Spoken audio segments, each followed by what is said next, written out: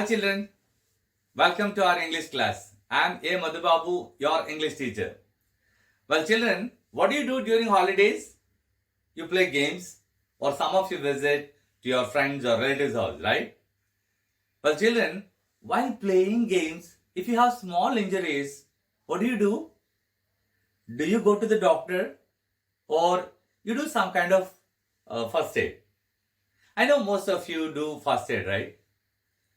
So well, in today's story, Jody's father visited to a forest. While he was going to the forest, he was bitten by a rattlesnake. Do you know what he did? He immediately killed a doe. A doe is a female deer, and he uses its liver and heart to draw out the poison. And thus he saved his life. But just imagine what would be the fate of the baby deer, which is called Fawn. And that's what we are going to learn in today's story about the Jody's Fawn. Well, children, now let's look at the overview of this lesson.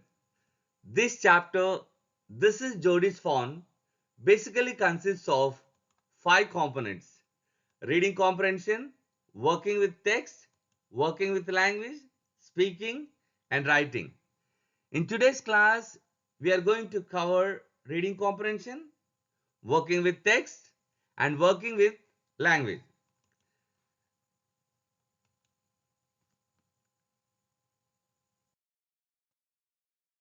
Let's see the learning outcomes of this lesson.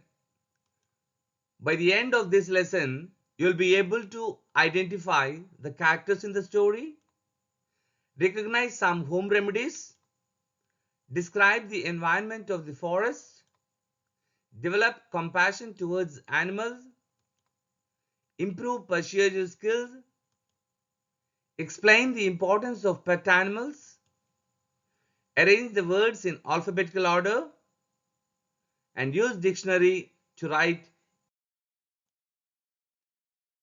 The lesson This is Jody's Fawn by Marjorie Kinnan Rawlings revolves around the fawn whose mother was killed to use its liver and heart to extract poison out of Jody's father, Penny, and save his life after a snake bite. It begins with Jody convincing his pa to bring the fawn home and raise it, then his ma, and then finally going with Millville to search for it. The lesson takes you through Jody's journey from finding the fawn till taking it home with him. Now let's see what happened in the story. In this story, Jody's father has been bitten by a rattlesnake. He quickly kills a doe and uses its heart and liver to draw out the poison. Jody wonders what will happen to the little fawn left without a mother. I hope you understood now, and let me ask you some questions. Here is the question for you. Jody's father was bitten by a. Your options are: is it a cobra, or anaconda, or rattlesnake, or dog? Yes? Come on, children. You're right. The right option is rattlesnake. Now let's look at the next question.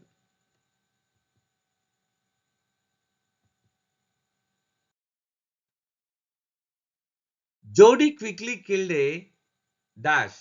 Is it a doe, or is it a stag, or snake, or fawn?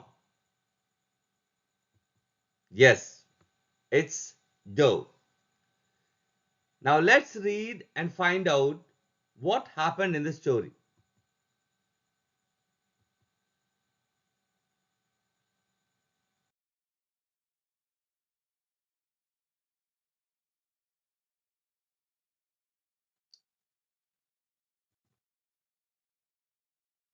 Jody allowed his thoughts to drift back to the fawn. He could not keep it out of his mind. He had held it in his dreams, in his arms. He slipped from the table and went to his father's bedside. Penny lay at rest. His eyes were open and clear, but the pupils were still dark and dilated. Now let's look at the meanings of the words.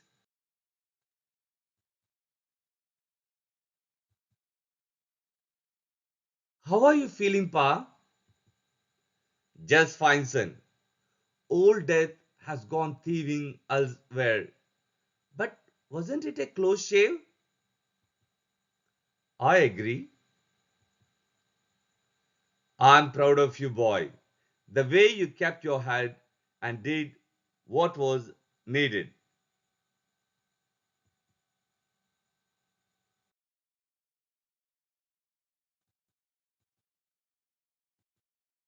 Pa?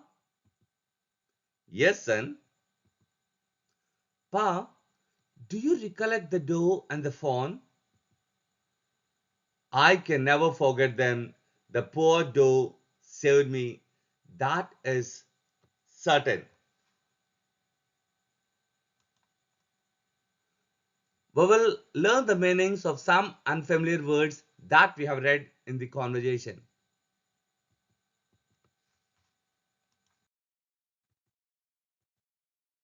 Fawn, a young deer. Thieving, the action of stealing. A close shave, a narrow escape. Kept your head, stayed calm in a difficult situation.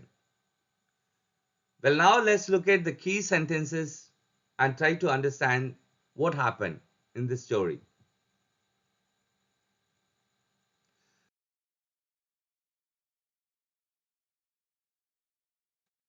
Jody could not help but think about the fawn again and again.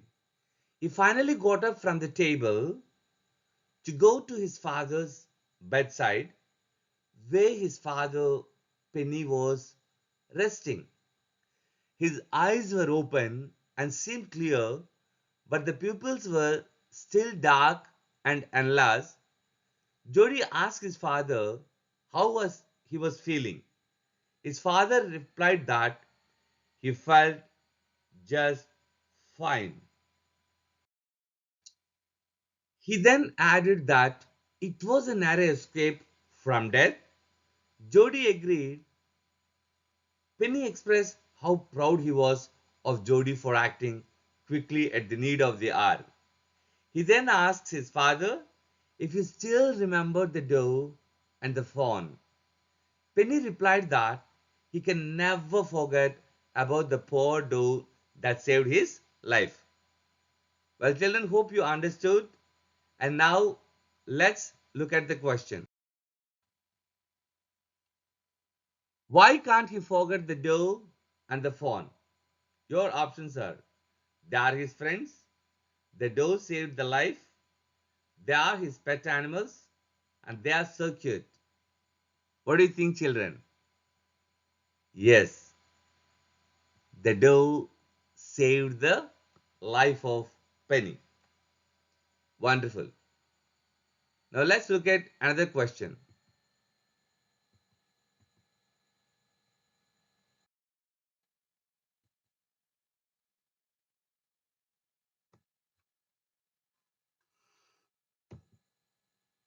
Pa, the fawn may be out there yet. It might be hungry and very scared. I suppose so. Pa, I'm a big boy now and don't need to drink milk. Why don't I go and see if I can find the fawn and bring it here and raise it?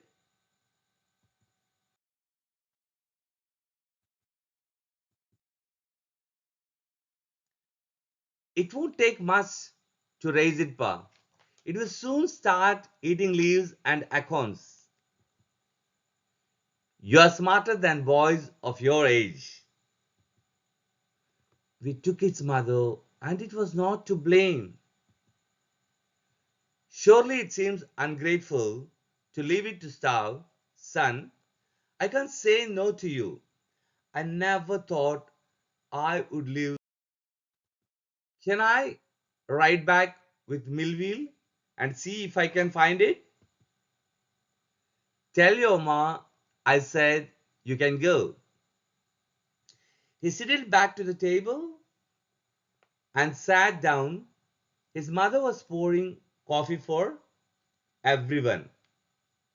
Now, children, let's know the meanings of the words.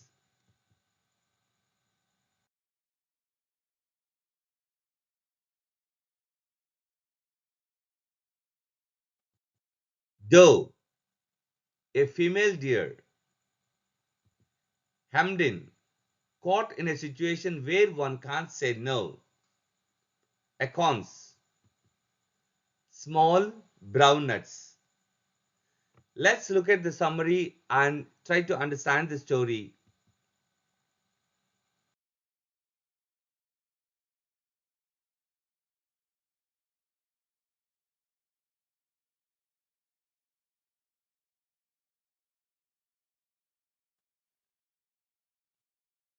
Jody expressed his concern regarding the fawn who might still be out there, hungry and frightened as he was separated from his mother. Jody further adds that he can take care of it. He asked his father if he could go and look out for the fawn and raise it too.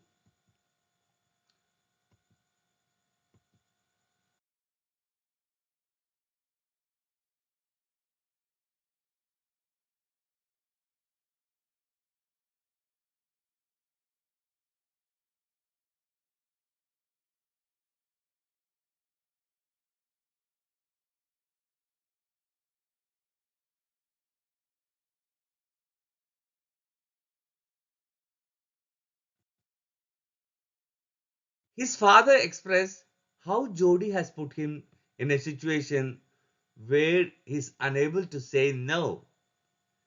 Jody tried to convince him father by pointing out that it would not require a lot of efforts to raise it and it will soon grow up to eat leaves and acorns. Penny added how Jody was brighter than the boys of his age.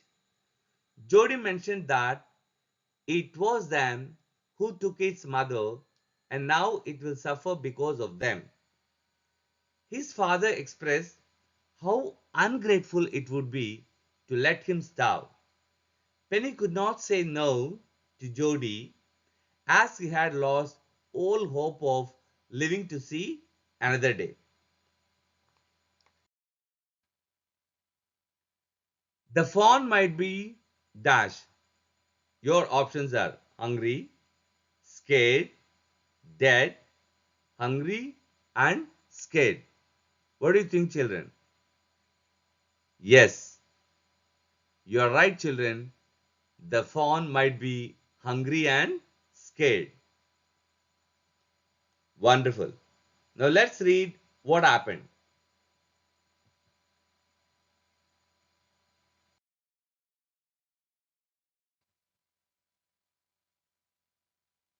Here is another question for you. It seems ungrateful to leave it to starve. Identify the meaning of the word ungrateful. Your options are: is it best or without gratitude or not great or showing gratitude? What do you think, children? Yes, it is without gratitude. Well done, children. Now, so he went to his mother. He went to his mother. He sidled back to the table and sat down. His mother was pouring coffee for everyone. Now, let's look at the conversation that took place between Jody and his mother.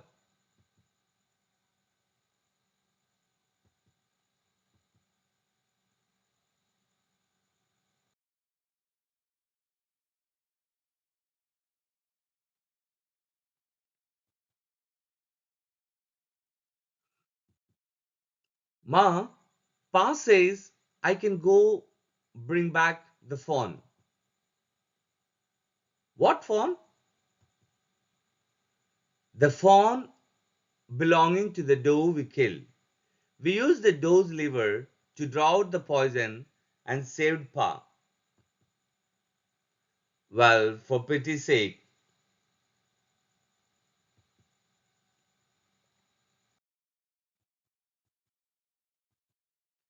Pa says it would be ungrateful to leave it to starve. Doc Wilson said, "That's right, man. Nothing in the world comes quite free. The boy is right, and his dad is right." Millville said, "He can ride back with me. I'll help him find it." Well, if you'll give it your milk, your words. Now, here are the unfamiliar words for you: sidled back, walked back quietly, trying not to be noticed, ungrateful, not showing gratitude, gasped, catch one's breath with an open mouth owing to pain or astonishment.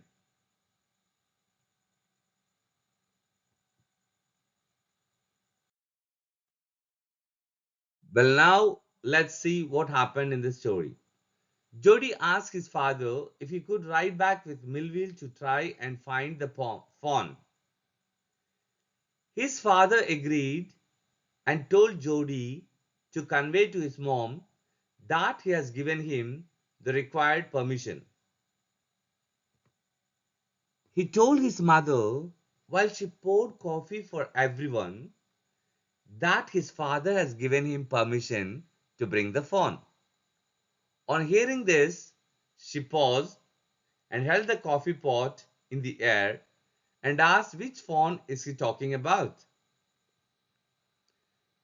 Jody informs her that he wants to bring the fawn that belonged to the doe they killed to save his father's life. She heaved a sigh as she said that he can bring him home out of pure compassion. And well, children, now let's look at the question.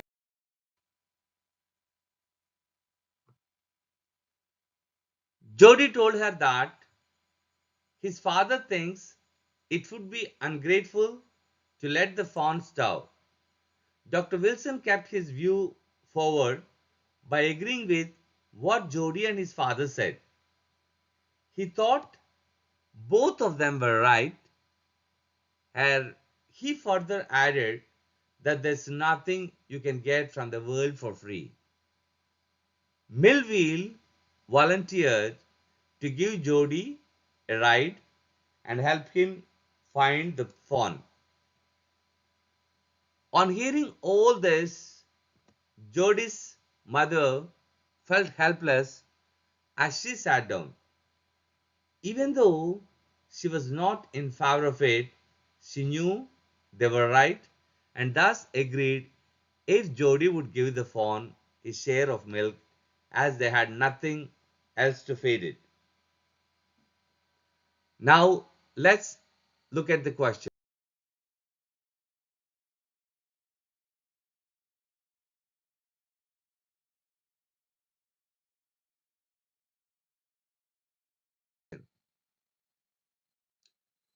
Jody wanted to go to forest along with Dash to find the fawn. Is it Melville or Penny or Buxter or Doc Wilson? Yes, the correct option is Millville.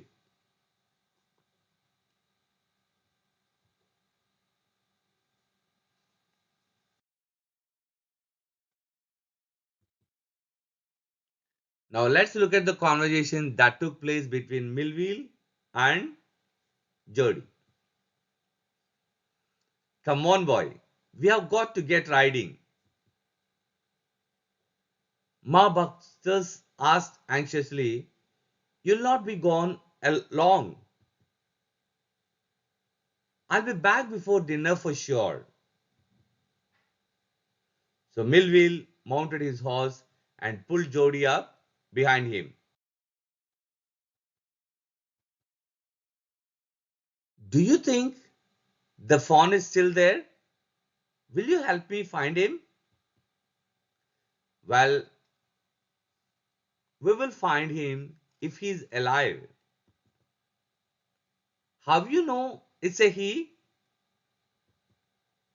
The spots were all in a line on a doe fawn. Pa says that the spots are every which way. Now, the meanings of the unfamiliar words. Anxiously, feeling or showing worry. Mounted, riding an animal. Now let's look at the key sentences of this paragraph.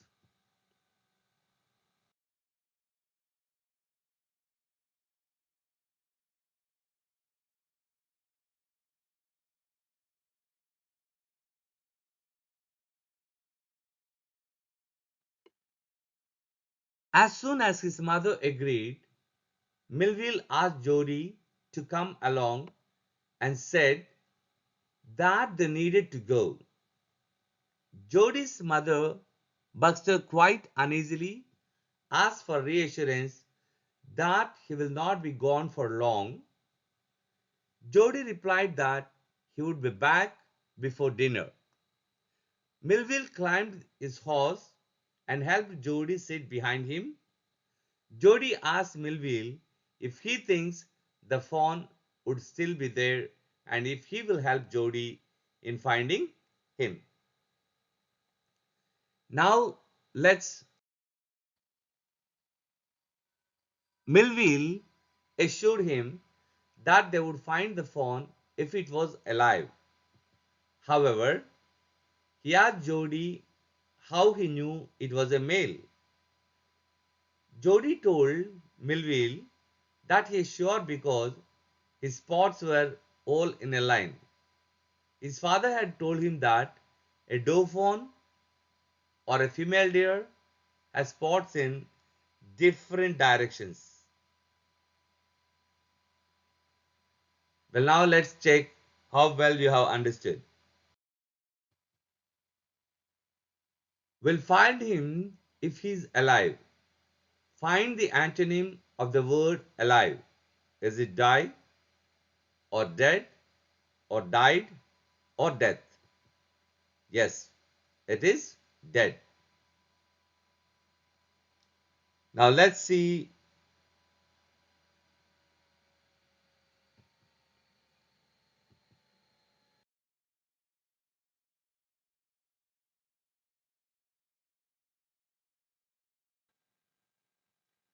how did Jody know that the fawn is a male?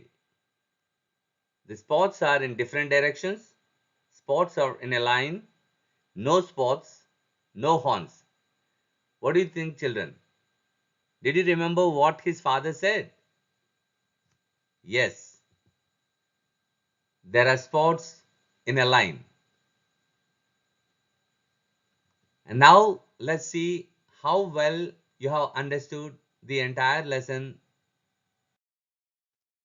Let's check our progress.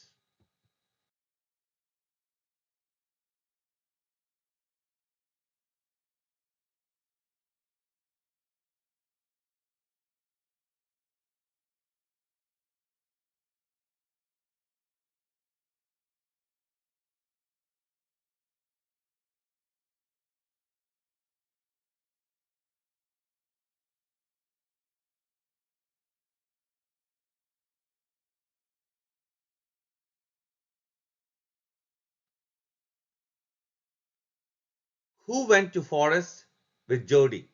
Is it Penny or Baxter or Melville or Wilson? Yes, it's Melville. Now let's look at another question.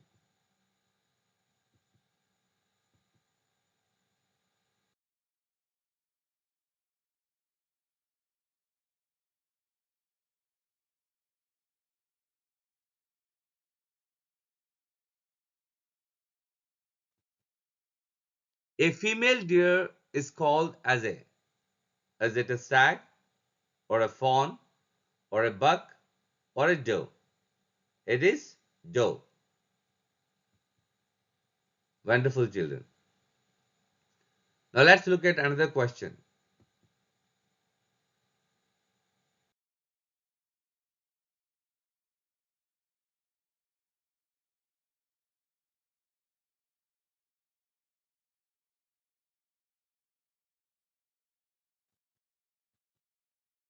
Why did Penny kill the doe?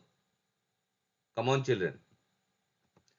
Jody's father Penny killed the doe. He used its heart and liver to draw out the poison. Yes, wonderful. Now let's look at another question.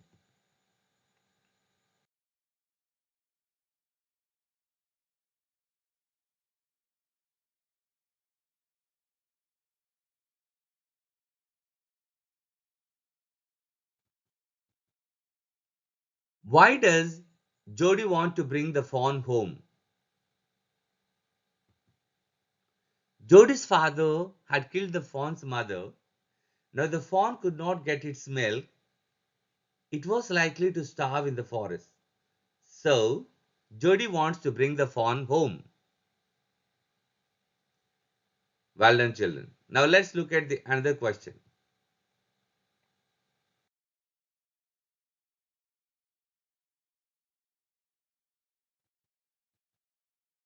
How does Jody know that the fawn is a male? What did his father say? Yes, now let's see. Jody was sure that the fawn was a male because the spots on the fawn were all in a line, and his father had told him that a female deer or doe fawn has spots going in different directions. So a male fawn will have the spots on a same. Now let's see the next concept, like working with language. Children, what you have to do is you have to work in groups. Here are some words from the lesson, like close, draw, make, wonder, scrawny, parted, clearing, sweet, light, and pick. Arrange them in the order in which they would appear. Look at the words close, draw, make, wonder, scrawny, parted, clearing, sweet, light, and pick. Now first what you have to do is you have to look at the first letters. Is it C, D, M, W, S, P, C, S, L? And out of all these things, which letter comes first? C. With this C, we have two words. It is close and clearing. But which comes first? It is clearing. The first one is done for you. You might have seen because it is C, L, E or O. E comes first. So the first word is clearing. And now the next one, obviously, it will be close. And in the same way, after C, what is there? D. Yes, it's draw. Now next, what do you think is the correct one? A, B, C, D, E, F, G, H. What do you think, children? Now we have L with light. There's only single word with light, so no problem. Now it is make. And then it's parted. And then it is pick. Yes. And then it is crony. And then it is sweet. And finally,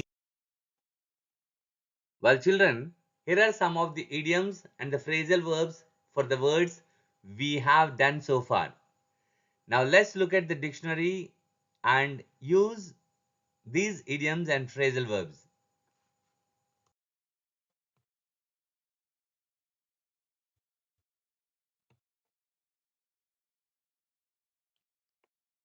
And now, children, write down some idioms and phrasal verbs connected to these words. Use the dictionary for more idioms and phrasal verbs. Clearing, clearing up. It's a phrasal verb. Cleared up, clearing up, clears up. Now let's know its meaning. Clear up, to become fine or bright. The sky cleared up after the rain. That's the usage. Close. We have close shave, close quarters, and close up. Close shave is an idiom we have seen in the lesson, a narrow escape from the serious danger. We were not hit when the truck swerved at us, but it was a close shave. Close quarters is an idiom, a short distance away. When you see famous people at close quarters, they always appear much smaller than you imagine. Close up, to end an activity temporarily or permanently. Make, make up, make for. We use it as phrasal verb. Make up, to take the place of something that has been lost or damaged. Nothing can make up for the loss of a child. Make for, made for, to go towards quickly. Everyone made for the exit as soon as the game was over.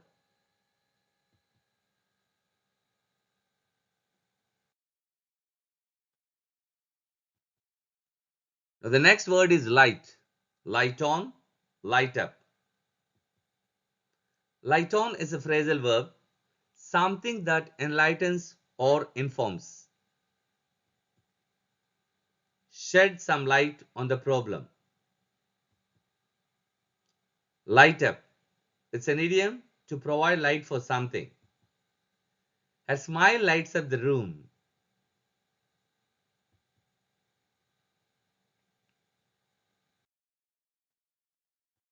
We have another word like light on and light up.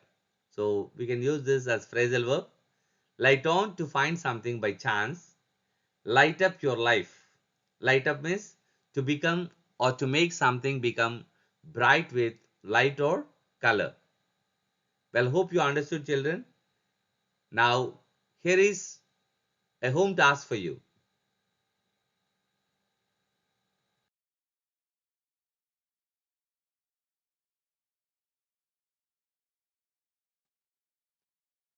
Use the dictionary for more idioms and phrasal verbs that you have read from the lesson. This is Jody's Fawn. Well, that's all for today, children.